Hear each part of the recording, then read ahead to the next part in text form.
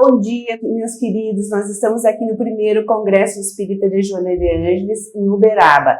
Desde ontem nós estamos sendo presenteados com esse clima, com as músicas e também com os nossos palestrantes. E agora nós estamos aqui no estúdio com a nossa companheira Guadalupe Amaral, que esteve falando para nós a respeito do Sol e da Lua, da luz e da sombra. Então nós vamos perguntar para a Guadalupe algo mais, o que ela pode acrescentar ou simplificar para nós a respeito então deste tema que é tão instigante. Lupe, fala para a gente então a respeito do teu tema, por favor. Olá pessoal, é sempre uma alegria falar sobre Joana e aqui a gente traz então essa visão de Francisco e Clara. Eu optei trazer um pouco da questão das luzes e das sombras que acabam ocupando a nossa vida, o nosso dia a dia, fazendo uma conexão com as escolhas de Francisco e de Clara, os caminhos que eles poderiam ter seguido e o caminho que eles acabaram seguindo, esse caminho belíssimo de ambos. Mas foram caminhos que não foram sem ter que abrir mão de algumas coisas, sem conflitos, e é isso que eu acabo pontuando, porque a nossa vida é assim, a gente acaba tendo que escolher e a gente acaba tendo que optar, e muitas vezes aquela opção que vem do nosso coração não é necessariamente a que a gente opta por medo, por falta de coragem, por não nos apropriarmos do ser espiritual que nós somos. E gostaria ainda de trazendo o resumo aí do que eu falei. O mais importante disso tudo é que a gente entenda que vivenciando o amor, nos entregando à busca de vivenciar esse amor por inteiro, nós vamos nos conectando conosco, com Deus e com o próximo. Guadalupe, quando a gente escuta essa temática a respeito então da sombra e das luzes, a gente vê que as pessoas ficam com muitos questionamentos. E quando a gente está fazendo então esse trabalho em relação a Clara e Francisco, a maioria das pessoas se questiona então assim, se é possível realmente fazer essa trajetória.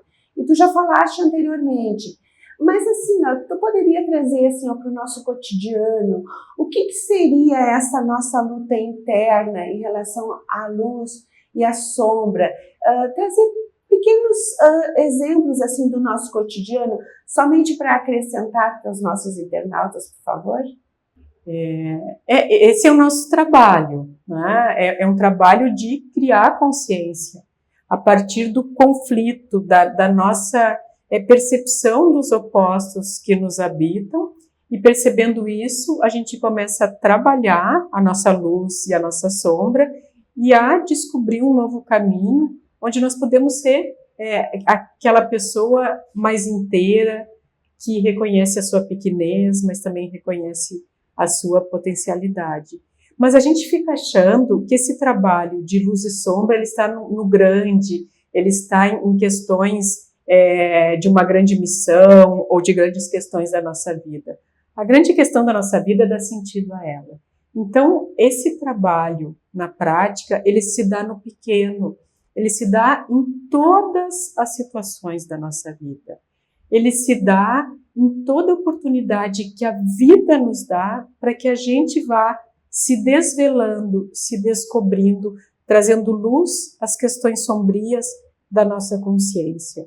Então, por exemplo, se dá, como eu gosto de falar, lá na fila do pão, quando está demorada, como é que eu vou tratar isso? Se dá naquela conta para pagar, que eu não estou conseguindo, ou até porque só não leu o código de barras.